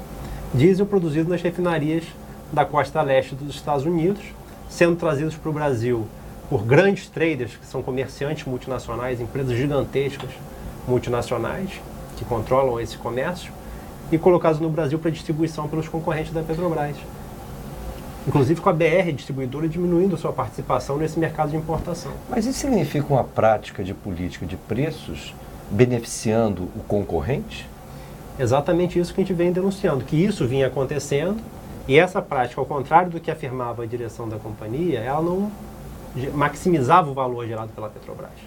Essa perda de mercado, inclusive, foi reconhecida pela própria Petrobras em diversos balanços, em que ela mostrava essa redução nas vendas e dizia que era consequência da política de preços, e por muitas vezes ela fez ajustes na política de preços. Acontece que esses ajustes não foram suficientes para reverter esse quadro que se observou durante todo o ano de 2017 e no início de 2018, até a eclosão da É indiferente para a direção da Petrobras atual esse nível de ociosidade das refinarias? Em tese, você pode ter o melhor resultado empresarial, esquecendo a Petrobras como sua missão como empresa estatal. Olhando estritamente empresarial. O balanço. Em tese é possível você ter o máximo resultado com algum nível de ociosidade. Em tese, sim. O que a gente argumenta é que o nível de ociosidade estava muito alto e mesmo sob o ponto de vista estritamente empresarial, você poderia ter melhores resultados caso você praticasse preços mais baixos e recuperasse o seu resultado em vendas pelo volume vendido, ocupando o mercado que tinha sido ocupado tinha sido desviado da Petrobras em favor dos importadores. Então é essa tese que a gente vinha afirmando e a própria Petrobras reconheceu a necessidade disso, vinha fazendo ajustes, primeiro na periodicidade e depois nos próprios cálculos desse fator. Mas até o momento da eclosão da greve, esses ajustes não foram suficientes para recuperar o mercado da Petrobras e o resultado potencial. Porque isso, além de ser prejudicial à própria Petrobras, me parece, perdendo o mercado, por exemplo, a concorrentes, no caso, internacionais, do ponto de vista da balança comercial do país, também não é um bom negócio, né? Porque possivelmente nós tivemos aí uma forte elevação das importações, especialmente de diesel, né? Exatamente. E assim, a gente está falando só do ponto de vista empresarial, mas é muito importante ressaltar que a Petrobras não deve, como empresa estatal, operar sob essa lógica de maximizar o lucro no curto prazo. Porque se ela for operar assim, perde razão de ser a própria existência da empresa. Porque uma empresa estatal, ela tem regras, ela só é criada quando existe uma condição que justifica a criação da empresa estatal. Quando que o Estado precisa atuar na economia dita produtiva? Quando essa economia produtiva afeta a segurança nacional, afeta o desempenho econômico nacional, afeta diversos aspectos estratégicos que influenciam na vida das pessoas e no desenvolvimento econômico e social do país. Então, nesse sentido é que se justifica a existência de uma empresa estatal. A partir do momento que você começa a administrar uma empresa estatal como se ela fosse privada, ela perde a razão de ser, inclusive legal, constitucional, da própria razão da criação e da natureza de ser da empresa. Sim. Agora, com a saída do parente, você acha que melhorou, houve mudança? Como é que está a situação da Petrobras agora? A atual administração continua defendendo as mesmas teses que o Pedro Parente defendia. Não adiantou nada, então? O que acontece? Eles defendem as mesmas teses. Eles defendem a política de preços e defendem o plano de negócios, que é um plano de negócios inadequado, porque tem uma meta que é a redução da dívida, da alavancagem, que não é adequada. Tanto o índice que eles colocam, a escolha do índice como estratégico, quanto o valor do índice e o prazo para se atingir esse índice, tudo isso força a uma necessidade que é a da privatização de 35 bilhões de dólares em ativos da Petrobras de 15 a 18. A gente considera que a meta é inadequada, que o valor da meta também não deve ser esse, muito menos o prazo. E a gente aponta que, na verdade, o plano que se pretende é a privatização. E a consequência da privatização são esses índices nesses prazos. Então, é uma inversão de causa e efeito, que a gente vem criticando desde antes até hoje. Esse plano de negócio, nossa visão, precisa ser mudado. E a atual gestão defende o plano de negócio e defende a política de preços. Mas as coisas mudaram por conta das consequências da greve dos caminhoneiros. Porque a greve dos caminhoneiros levou a uma necessidade do governo influenciar, definir congelar os preços do diesel, a Petrobras reduzir, no auge da crise, 10% o preço do diesel, o governo depois congelar, criar um programa de subvenção. Toda essa interferência do governo no mercado tem um efeito de aumentar o prêmio de risco dos importadores. Então, um daqueles fatores que eu coloquei, que se deve somar ao preço do diesel no mercado internacional, que é os custos operacionais justamente dessa operação de importação, o lucro do operador, da cadeia de operadores, né? E o prêmio de risco, esse prêmio de risco aumentou muito, justamente por causa dessa interferência do governo. O governo congelou os preços, prometeu que vai pagar o que for diferente, etc. E a Petrobras, eventualmente, pode fazer novos ajustes na sua política de preços, por conta dessa pressão social e do governo. Então, tudo isso é precificado em termos de riscos. Quando os concorrentes da Petrobras precificam isso tudo em termos de risco, então, na verdade, o que acontece é que o nosso mercado fica menos atrativo, potencialmente menos lucrativo. Então, isso tende a levar a uma recuperação de mercado pela Petrobras. Nós vamos verificar isso ao longo do tempo com o lançamento dos balanços. Mas é uma tendência. O Paulo César Ribeiro Lima. Ele falou sobre, lá no Congresso, várias leis que estão passando, né? Estão sendo votadas. Você poderia falar alguma coisa sobre isso? O que está sendo modificado nesse momento, em termos legislativos, lá no Congresso? Assim, a toque de caixa, parece que agora, na época aí da Copa, exato, que várias leis estão sendo passadas que ninguém está sabendo nada. Então, por exemplo, sessão onerosa também. Você já falou sobre isso, sessão onerosa. Exato. Então, agora, no plena Copa do Mundo, está sendo colocado em regime de urgência um projeto do deputado federal Zé Carlos Aleluia, do DEM da Bahia, que é um projeto que já tem algum tempo, mas foi colocado agora na ordem do dia pelo presidente da Câmara, o Rodrigo Maia, do DEM aqui também, no Rio de Janeiro, colocou esse tema para ser debatido em urgência em plena Copa do Mundo. E esse projeto do deputado Aleluia, o que ele possibilita? Ele possibilita que a Petrobras privatize até 70% do petróleo do regime, que é regido pelo regime da seção onerosa.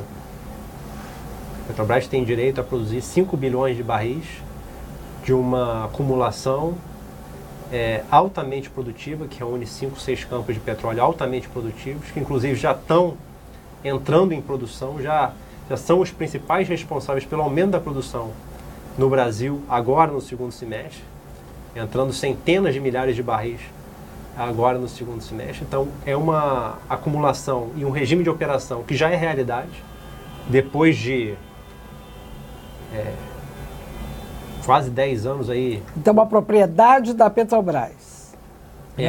O Petrobras tem um contrato celebrado com a União, em que dá a ela o direito intransferível de produzir 5 bilhões de barris dessa acumulação que é estratégica, altamente produtiva e já é uma realidade. Aí vem um deputado e coloca uma lei possibilitando que a Petrobras privatize até 70% dessas reservas, transferindo esse direito para empresas privadas ou estatais multinacionais. Mas é absolutamente constitucional, né? Não é inconstitucional isso? Não é uma aberração?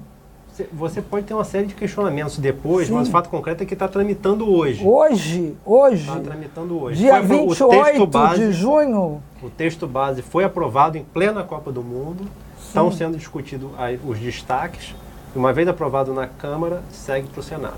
Agora, esse direito da Petrobras de explorar esses 5 bilhões de dólares, 5 bilhões de barris de petróleo, a Petrobras pagou por isso, não pagou? Sim, a Petrobras pagou justamente no processo de capitalização da Petrobras, naquele processo em que a União aumentou a sua participação acionária na Petrobras, capitalizou a Petrobras. Na verdade, ela capitalizou justamente cedendo esse direito, cedendo o direito à Petrobras de produção desses 5 bilhões de barris nesse regime, seção onerosa, em condições especiais, não pagando participação especial, por exemplo. Então é um regime que beneficia a Petrobras, no sentido em que foi uma seção onerosa, porque nesse mesmo procedimento de ceder à Petrobras esse direito, ela aumentou o seu capital acionário na Petrobras. Então, a Petrobras é cessionária, não é isso? Sim. Ela que tem a posse, só ela poderia permitir essa cessão. Ela poderia... Ela não poderia transferir. É ela não poderia, então, transferível. Daí o projeto de lei. O projeto de lei visa legalizar a possibilidade da Petrobras abrir mão em 70%, até 70% desses 5 bilhões. Se a Petrobras quiser. Sim. E a Petrobras quer? Aí tem que perguntar para a direção da Petrobras. Então está nas mãos da direção da Petrobras? Eu posso inferir que sim, por conta do que foi noticiado na imprensa, assumindo que seja verdade, que o presidente da Petrobras, o Ivan Monteiro, na véspera da aprovação do regime de urgência, esteve em Brasília se reunindo com o presidente da Câmara dos Deputados, o Rodrigo Maia, e também com o presidente do Senado, Eunício Oliveira, além de outras lideranças, e defendeu lá publicamente que esse projeto era interessante para a Petrobras. Mas por que a Petrobras, na opinião do presidente atual, Ivan, ela não tem condições de explorar uma área que ela já está explorando, inclusive? Exatamente. Aí teria que ver qual é a argumentação exatamente dele nesse sentido. O que eu posso dizer é o que foi reportado na imprensa, no sentido de que na véspera da definição do regime de urgência, o presidente da Petrobras afirmou que esse projeto interessava a Petrobras. E a EPET, o que vai fazer? O que vai fazer agora? Então, a EPET tem participado da Batalha das Ideias e tem revelado para a sociedade a importância da seção onerosa, que a Petrobras deve manter esse direito não deve transferir esse direito para um petróleo que é altamente produtivo e já é uma realidade atual da empresa, uma empresa que não tem necessidade de privatizar seus ativos, muito menos alienar seus direitos sobre a exploração do petróleo, porque ela tem reservas em caixa elevadíssimas, então de 20 e poucos bilhões de dólares. Tem geração de caixa anual também sempre acima de 25, 27 bilhões de dólares. Tem uma condição operacional altamente saudável, não tem a menor necessidade de se livrar do direito de explorar reservas altamente produtivas, rentáveis, lucrativas, muito menos também ativos. Então a gente tem apresentado isso e, além disso, a gente tem apresentado para a sociedade o nome de cada um desses deputados entreguistas da sessão onerosa. Sim, mas eu acho que isso é um crime que deveria ter uma repercussão, porque não é uma coisa da gente ficar indignada, muito indignada com isso que está acontecendo assim, no apagar das luzes, em plena Copa, e as pessoas distraídas, e de repente vem quase que uma bomba. Isso aí eu sei lá, eu estou impressionada. Projeto altamente lesivo para a Petrobras e para o Brasil, e que está na agenda das multinacionais do petróleo. Esse artigo a qual eu me referi, eu listei a ordem de prioridade, listei os pontos que estão na agenda das multinacionais do petróleo e que foram assumidos pelo governo Temer. Um dos pontos está justamente a disputa pelo direito de se produzir na seção onerosa e no excedente da seção onerosa, porque não é só a seção onerosa. A seção onerosa são 5 bilhões de barris. No excedente pode haver 6 bilhões de barris. Essa área que foi concedida, permitida à Petrobras, na verdade, dispõe de um volume de barris de petróleo muito maior do que os 5 bilhões. Isso também o projeto de lei viabiliza que a Petrobras...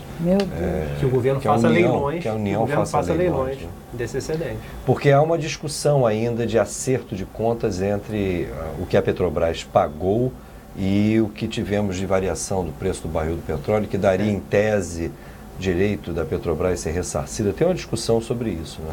Exato, porque no contrato de cessão onerosa estava previsto que em algum momento no futuro fosse feita uma revisão justamente do quanto foi esse custo assumido pela Petrobras para ter o direito de se produzir esse petróleo, e essa revisão é função justamente do preço do petróleo no mercado internacional. Então, em algum momento que você tem que fazer essa revisão para fazer esse ajuste de contas, e a União, no caso, o que se diz é que a União teria que ressarcir a Petrobras uma parte desses custos. E aí se discute como se ressarce em dinheiro, se ressarce em petróleo do próprio excedente, da seção onerosa. Então tem toda essa discussão e a Petrobras resolveu colocar essa discussão associada a esse projeto. Foi o discurso que a direção da Petrobras tem colocado. Para resolver esse imbróglio, a Petrobras defende que tem o direito de transferir esse direito de produção desses volumes. Quer dizer que o cara já entra na Petrobras para dizer que veio, né? Agora, há um paradoxo, porque se houve um processo de endividamento, como você muito bem lembrou, justamente para viabilizar a produção do pré-sal, que é o principal ativo, inclusive, para se fazer frente a esse endividamento. O endividamento ele é virtuoso quando ele possibilita justamente que você amplie a produção no futuro. É isso que está se dando agora, por exemplo, com essa área aí da seção onerosa. Não era hora da Petrobras faturar? Exatamente. Na hora que você está colhendo o seu investimento, você está colhendo os frutos do que você plantou. Claro. Porque os investimentos foram feitos, a maior parte deles, como eu disse, 250 bilhões de dólares entre 2009 e 2014. A maturidade dos projetos é de 8 a 10 anos. Então você tem os resultados justamente começando a aparecer agora. Indo até 2022, 2023, 2024, é a hora que começam a aparecer os resultados. Então é nessa hora que a Petrobras tinha que colher o que plantou, os frutos, e poder administrar sua dívida de uma forma saudável. Isso aconteceu claramente com a Vale do Rio Doce. A Vale do Rio Doce, ao longo dos anos 70, fez operações no mercado financeiro que levou a dívida da empresa a se elevar justamente para se viabilizar a extração do minério lá de Carajás. E justamente ali no início dos anos 90, quando veio a privatização, houve inclusive um artigo muito importante de um economista da Vale do Rio Doce, lá de Belém do Pará, publicou esse artigo no Diário do Pará, cerca de 6 meses antes privatização da Vale, e ele apontava que era um absurdo o que estava sendo feito, porque justamente naquele momento a Vale do Rio Doce estava liquidando todas as amortizações referentes ao seu processo de endividamento lá dos anos 70. O mercado de minério internacional, mundial, ia aumentar vigorosamente, produzido inclusive pela demanda que viria da Ásia, especialmente da China. E isso iria propiciar lucros absurdos para a Vale no curtíssimo espaço de tempo. E esse economista dizia, e agora vão atribuir tudo isso ao milagre da privatização. Na verdade, na hora que a Vale do Rio Doce iria usufruir de todas as vantagens do seu processo anterior de endividamento, com ampliação da sua produção no mercado e venda no mercado internacional, justamente tivemos a privatização da empresa e os resultados espantosos que a empresa mostrou depois foram apresentados não como uma virtude do processo anterior, quando a Vale era estatal, mas sim por conta das virtudes da privatização. Então a história se repete. Né? Tudo indica. Sim, exatamente. Como tragédia ou como farsa. A gente está, ainda não estamos assim, ainda não estamos fadados a esse destino. Ainda há possibilidade. A Petrobras é uma empresa extremamente forte, apesar da privatização dos ativos, apesar de terem retirado a Petrobras da condição de operadora única, a Petrobras ainda é a liderança. Ainda tem fôlego, você ainda acredita no fôlego? Ela é necessária, a Petrobras é necessária, inclusive para a entrada das multinacionais. As multinacionais dependem da Petrobras, da parceria com a Petrobras. É claro que isso tudo, com o tempo, se você continuar nessa política, você vai fragilizando, você vai desintegrando a Petrobras, você vai possibilitando a transferência desse conhecimento pela aplicação das tecnologias, etc. Tudo isso pode ir fragilizando, mas uma empresa do porte da Petrobras, com o vigor que a Petrobras tem, mesmo com essas políticas entreguistas tão vigorosas nesse período tão curto, mas políticas muito vigorosas, elas podem ser revertidas rapidamente, desde que, a partir de 1º de janeiro de 2019, a gente tenha no Brasil um governo que mude a política energética, a política referente ao setor de petróleo e energia no Brasil.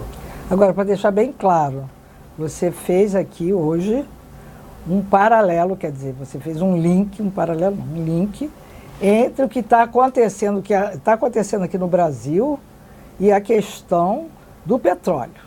Quer dizer, isso tudo que a gente está vivendo, esse desmonte em vários setores da sociedade, tem a ver, tem relação com a cobiça sobre o nosso petróleo. É isso, Coutinho? Sim. O petróleo está no centro dos acontecimentos políticos brasileiros atualmente, assim como nunca deixou de estar.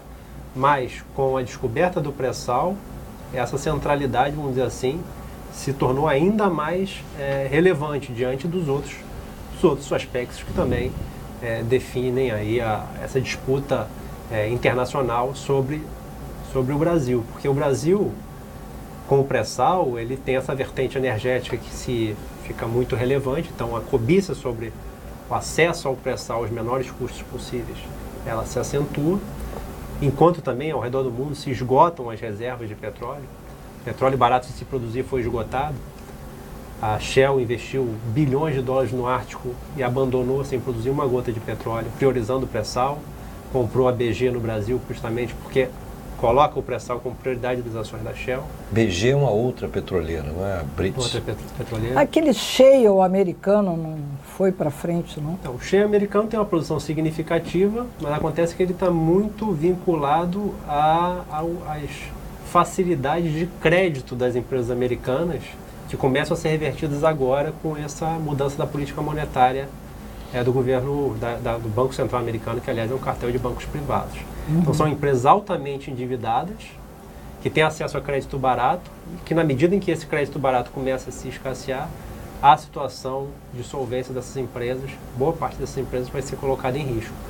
O petróleo dos Estados Unidos, que tem uma produção significativa, ainda assim não livrou os Estados Unidos da dependência externa do petróleo e da energia, diminuiu significativamente, mas a tendência é que não se sustente por muito tempo. São reservas que você consegue acelerar a produção muito rápido, mas ao mesmo tempo também a perspectiva é que elas também reduzam da mesma velocidade tão rapidamente quanto na medida em que se esgote os recursos mais viáveis, mais baratos de se produzir, e especialmente também na medida em que você não tenha mais disponibilidade a crédito barato a juros praticamente zero. Então, são empresas que estão altamente vulneráveis a uma mudança na política monetária americana que já vem sendo sinalizada e vem sendo posta em prática pelo Banco Central americano. E você acha que esse ciclo do petróleo, você escreveu um artigo sobre isso, né, falando que o petróleo vai estar mais ou menos com os dias contados? É assim, o petróleo, a gente não pode dizer o petróleo como se fosse todo petróleo igual. Sim. Um aspecto fundamental de quando você compara o petróleo e diz que petróleo é esse que você está se referindo, você tem que pensar nos custos de produzir, nos custos de você encontrar e produzir o petróleo. Então, nesse sentido, em termos médios e mundiais, eu fiz um artigo em que apresenta essa tese e os números que embasam essa hipótese, né? O petróleo barato de se produzir acabou. No sentido de que cada barril que você consome teve um custo de se encontrar e produzir que é menor do que, em média, um novo barril que você precisa descobrir e produzir. Então, essa situação da indústria mundial, uma tendência de elevação dos seus custos produtivos, de se encontrar e produzir petróleo. Então, o petróleo que se encontra hoje, que se produz hoje, não é igual ao petróleo do passado, porque, até logicamente, primeiro você produz o que é mais fácil, primeiro que você produz o que é mais barato, na medida que você vai esgotando esses recursos que não são renováveis, não são recuperáveis na mesma taxa que você consome, né? Por isso que eles não são renováveis, você começa a ter dificuldade, e é a situação atual de se produzir naquelas mesmas condições que se produziu no passado. Então isso vai pressionando a indústria. Por outro lado, a sociedade, ela não tem uma capacidade infinita de pagar por preços cada vez mais caros. Então justamente essa contradição entre a capacidade de sustentar a indústria e a capacidade da sociedade em pagar por produtos essenciais, diretamente ou indiretamente, vindos da energia, mais caros, esse limite da sociedade em arcar com esses custos, isso vai apresentando uma situação que é do nosso tempo. Quer dizer, é um recurso finito. É um recurso finito que você já encontrou e já produziu a melhor parte dele. Claro. E você ousaria fazer uma previsão desse tempo? Não, então, o que acontece já está acontecendo hoje. O que acontece é uma dificuldade da economia em crescer. Porque se a economia dispõe de um recurso energético barato e abundante, que garanta a produtividade do trabalho, garanta essa divisão dos resultados entre capital e trabalho, e, de certa forma, ajude a conciliar esses interesses que são contraditórios em alguns lugares, por algum tempo, etc. Você consegue ter uma perspectiva de melhora do desenvolvimento humano, crescimento, etc. A partir do momento que você não tem esse subsídio, você não tem essa disponibilidade de energia barata, isso tem um impacto econômico muito grande. No primeiro momento, você começa a recorrer ao endividamento. Endividamento dos estados nacionais, endividamento das empresas de petróleo e todas as demais, endividamento das famílias. Nesse primeiro momento que você recorre ao endividamento, dá a impressão que tudo continua funcionando da mesma forma. Mas quando a economia não cresce, quando o emprego precariza, quando as receitas empresariais e a lucratividade empresarial tende a cair, quando você tem tudo isso, você tem dificuldade de administração dessas dívidas. A solução que se apresenta é reduzir os juros, fazer injeções monetárias, como vem acontecendo de 2008 para cá. Aliás, a injeção monetária terminou em 2014, mas a prática dos juros baixos seguiu até recentemente. Juros historicamente nunca antes vistos tão baixos nos Estados Unidos, no Japão, na Europa. E em algum momento é necessário reverter essa política de liquidez internacional, porque justamente os bancos centrais estão cheios de título encalhado. E esse então seria o momento em que a gente teria que ter maior preocupação com esse recurso que nós temos aí, né? Se você tem uma economia que o funcionamento dela é concentrador, No Brasil, por exemplo, os 5 brasileiros mais ricos têm a riqueza equivalente a 100 milhões de brasileiros. 5 têm a riqueza de 100 milhões. No mundo não é muito diferente disso. O Brasil é o país mais desigual do mundo, mas existem outros. A situação mundial também vai no mesmo sentido. Por quê? Porque o sistema é concentrador. A propriedade dos meios de produção, a propriedade do sistema financeiro está nas mãos de dezenas de famílias. Então eles se apropriam do trabalho que é produzido socialmente no mundo inteiro, nessa economia global transnacional. Agora, esse sistema que é concentrador, aliado a uma situação natural, uma situação do planeta que exaure os seus melhores recursos, isso vai gerando tensões. Vai gerando tensões dentro das sociedades nacionais e internacionais também. Agora, esses custos crescentes para a extração de petróleo inviabilizariam, no teu ponto de vista, o uso do petróleo como uma fonte de energia? Muitos afirmam que o ciclo do petróleo está próximo ao seu fim. E, principalmente, em função disso, aqui dentro do Brasil, há quem defenda, por exemplo, essa política agressiva de exportação do óleo cru. Você concorda com isso? De forma nenhuma. O petróleo barato de se produzir não tem substituto. Não existe recurso natural, não existe fonte primária de energia que reúna a qualidade, em termos de capacidade de realização de trabalho, capacidade de movimentação da economia, densidade energética, comparável com o petróleo barato de se produzir. Agora acontece que o petróleo barato de se produzir foi sendo esgotado. O Brasil tem uma vantagem relativa, porque o pré-sal é altamente produtivo e, em comparação com outras reservas, outras potenciais reservas, acumulações no mundo, ele é altamente vantajoso. Então, a estratégia para o Brasil seria usar essa vantagem relativa. Usar a vantagem relativa de se apropriar do petróleo do pré-sal, usar o petróleo do pré-sal, limitar as exportações do petróleo e, a partir desse recurso, você começar a construir a infraestrutura para a produção das energias renováveis. Agora, as energias renováveis não serão melhores do que o petróleo barato de se produzir. Então não há de se promover, se pensar e se fazer uma apologia dessa abundância futura de energia de alta qualidade, porque isso não está disponível. Tanto a energia do sol, quanto a energia do vento, você fala isso, eu não entendi muito bem, porque a gente tem a sensação que a energia solar ela é infinita e inesgotável, né? Ela é muito, e você diz que grande quantidade de energia solar, mas é uma energia altamente dispersa, pouco concentrada. Então, para você se apropriar, usar essa energia solar para produzir trabalho útil, isso é muito mais difícil do que o petróleo, porque o petróleo também veio do sol.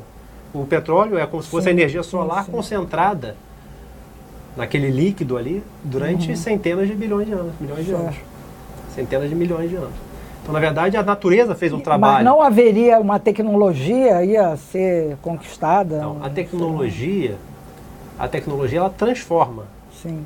Ela sempre tem que partir de um recurso natural para transformar numa mercadoria útil. O engenho humano, a capacidade que nós temos, ela é a capacidade aplicada na transformação dos recursos naturais. Sim. A partir do momento que esses recursos naturais não estão mais disponíveis, justamente porque nós usamos a nossa engenhosidade para transformá-los e consumi-los numa velocidade espantosa, porque esses recursos a gente está consumindo tem 100 e poucos anos, assim.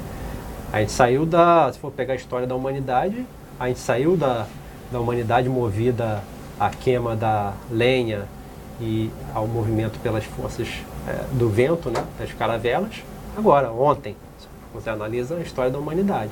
Então você agregou essas forças que já eram utilizadas dos cursos de água, do vento e da lenha, você agregou os fósseis, você agregou primeiro o carvão, depois você agregou o petróleo e o gás natural. E esses fósseis representam hoje 80% do consumo de energia primária do planeta, os 3 fósseis. Agora acontece o seguinte, você esgota o que é melhor, sobra o que é pior, isso gera um impacto econômico e da forma como você organizou a sociedade.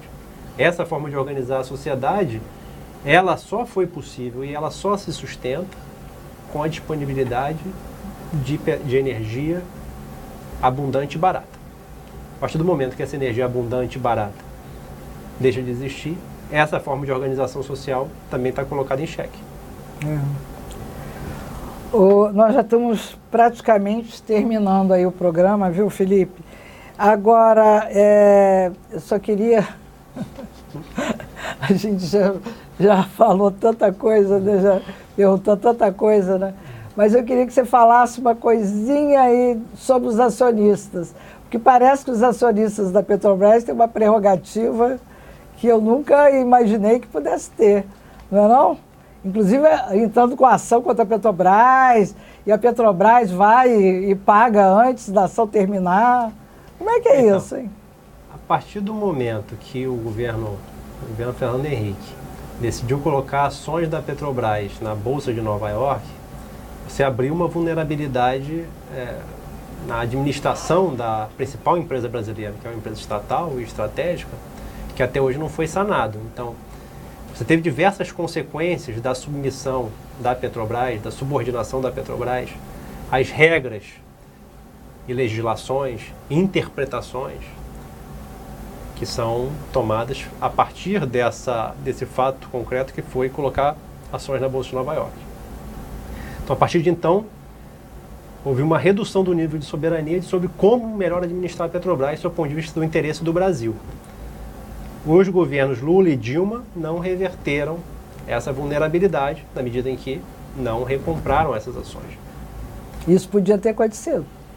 Então, historicamente, a Petrobras vem sendo tutelada por legislações, regras e interpretações internacionais que, via de regra, são antinacionais, do ponto de vista do desenvolvimento do Brasil. Culminou recentemente com justamente, eu nem chamaria de acionistas, mas assim, os portadores das ações da Petrobras, muitos fundos abutres, por exemplo, que compraram oportunisticamente depois da crise instalada pela revelação da Lava Jato, compraram as ações justamente com esse objetivo de promover esse processo nos Estados Unidos, que é uma coisa muito comum. Existem fundos abutres que estão especializados em ficar mapeando empresas em momentos de crise e vulnerabilidade para comprar, e já tem uma banca de advogados especializada para entrar na justiça dos Estados Unidos para poder extorquir essas empresas. Então, a Petrobras foi vítima dessa extorsão. Tem uma extorsão. É preciso que se diga com todas as letras. Uma extorsão em que a Petrobras... Mas é legal, uma extorsão, por conta de vista dessa vulnerabilidade, mas que a Petrobras antecipou esse pagamento. Por quê? Não sabemos. Antecipou o pagamento de 3 bilhões de dólares, justamente nessa contenda com esses portadores de ações da Bolsa de Nova York. Em função das agências de risco? As agências de risco têm papel, né? Explica muito bem o papel das agências de risco, aquele documentário Inside Job, né? O trabalho interno, que foi inclusive ganhador de Oscar. Então explica qual é a relação das agências de risco, que não são nada independentes, que são dependentes do sistema financeiro e atuam de acordo com os interesses desse capital concentrado.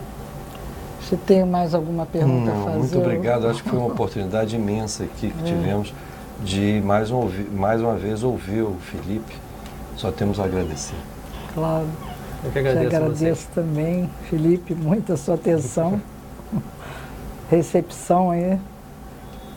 E obrigado. Acho que vai ser de grande interesse e realmente importante as pessoas ouvirem essas explicações e vamos tentar mobilizar mais em relação à defesa da Petrobras, né? Que eu acho que tem que botar o bloco na rua, não acha não? Sempre na rua que se define o rumo. Tendo consciência, tendo organização, tendo união, estando na rua, a gente pode mudar o rumo das coisas e fazer um país melhor para a maioria da população que vive do trabalho. E com boa informação. Obrigado, Paulo. Obrigado. Obrigado, Helena.